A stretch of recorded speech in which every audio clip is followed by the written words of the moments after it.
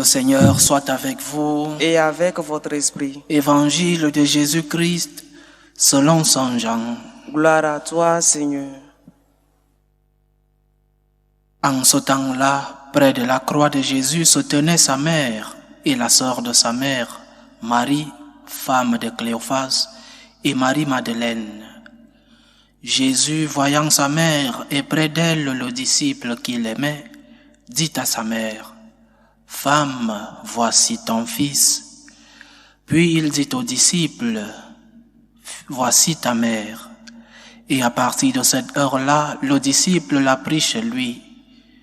Après cela, sachant que tout désormais était achevé, pour que l'écriture s'accomplisse jusqu'au bout, Jésus dit, « J'ai soif. » Il y avait là un récipient plein d'une boisson vinaigrée. On fixa donc une éponge remplie de ce vinaigre à une branche d'hysope et on l'approcha de sa bouche. Quand il eut pris le vinaigre, Jésus dit, « Tout est accompli. » Puis, inclinant la tête, il remit l'esprit. Comme c'était le jour de la préparation, c'est-à-dire le vendredi, il ne fallait pas laisser les corps en croix durant le sabbat, d'autant plus que ce sabbat était le grand jour de la Pâque. Aussi, les Juifs demandèrent à Pilate qu'on enlève les corps après leur avoir brisé les jambes. Les soldats allèrent donc briser les jambes du premier, puis de l'autre homme crucifié avec Jésus.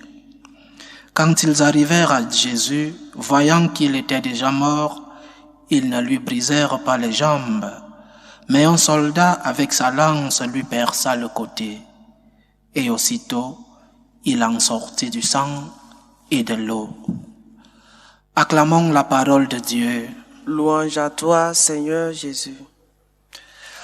La fête de Sainte Vierge Marie, Mère de l'Église, est une récente fête, récemment instituée, et l'Église fait bien de nous rappeler que notre Mère est Mère de l'Église. Comment la reine des apôtres ne peut pas être la mère de l'Église? Comment la mère de tous les saints qui sont passés dans notre Église ne peut pas être la mère de l'Église? Et l'Église fait bien de donner cette importance à notre mère.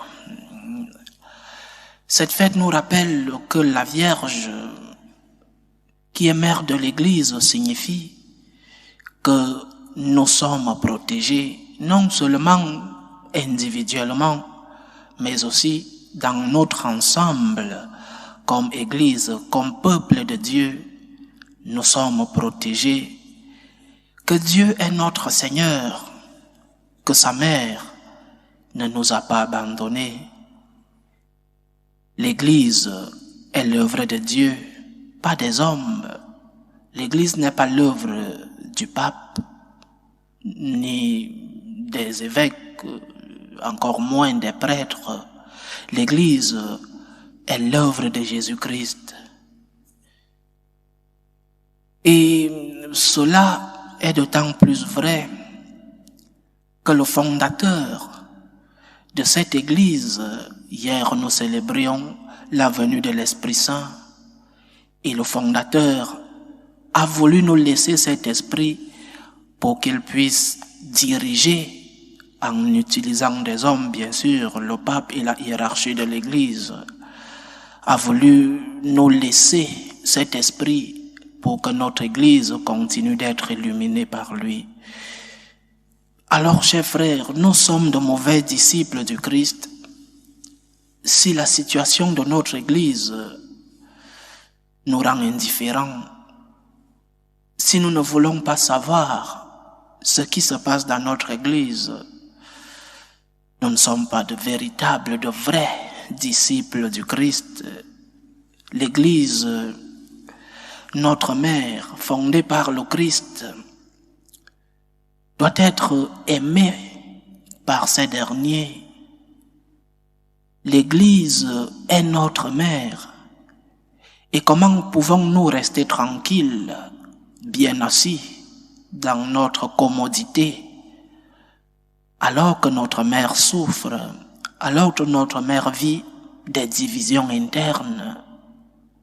Comment pouvons-nous rester indifférents alors que notre mère, la Sainte Église, vit des querelles sur des choses, parfois des détails et des choses plus profondes? Comment pouvons-nous rester indifférents alors que notre mère, la Sainte Église, souffre dans son intérieur?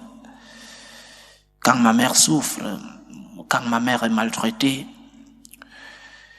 quand ma mère va mal, je ne suis pas indifférent.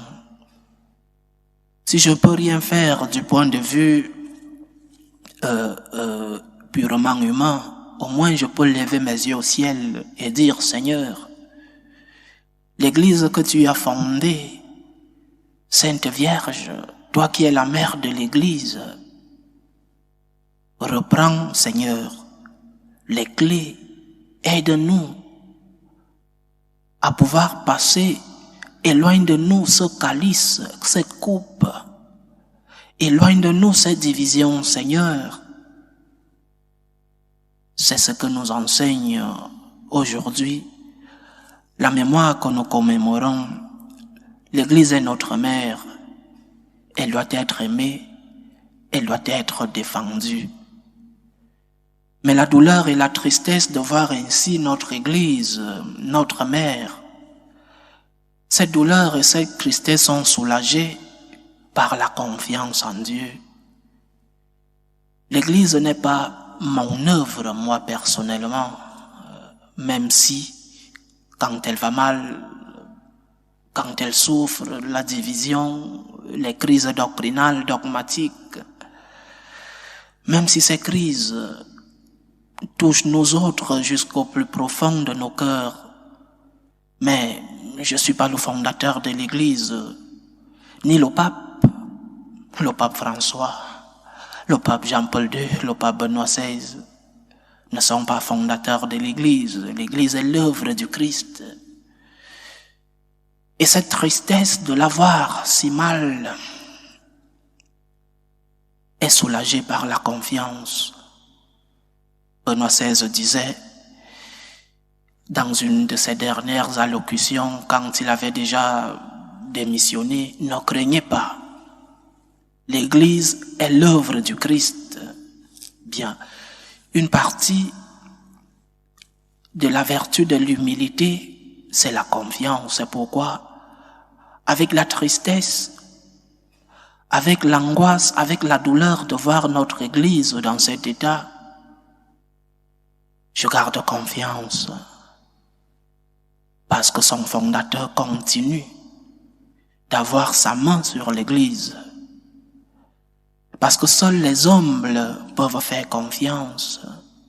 C'est quand on est humble qu'on peut accepter le mystère. Le mystère de ne rien comprendre. Pourquoi tout ceci se passe, Seigneur, alors que tu es le maître de ce bateau? Pourquoi laisses-tu tant de querelles alors que tu es présent dans notre Église, alors que tu es le fondateur? Pourquoi laisses-tu ton œuvre se diviser? Mais avec humilité, je garde confiance. J'accepte le mystère. Ne pas comprendre tout en continuant de faire confiance en Dieu. La fête de Sainte Marie, Mère de l'Église, nous aide donc à augmenter notre foi, à augmenter notre humilité, à comprendre que la Sainte Vierge, notre Mère, continue d'être la Mère de l'Église. Elle est celle-là, l'humble, celle qui a fait confiance depuis l'incarnation. Ne pas comprendre ce qui se passe dans notre Église en acceptant le mystère, en faisant confiance en Dieu, parce qu'il continue de garder sa main dans l'Église. Que la Vierge Marie, Mère de l'Église, protège l'œuvre de son Fils et que cette Église soit toujours fidèle à Jésus-Christ, fidèle à la parole de Dieu et fidèle à la tradition. Loué soit Jésus-Christ. À jamais.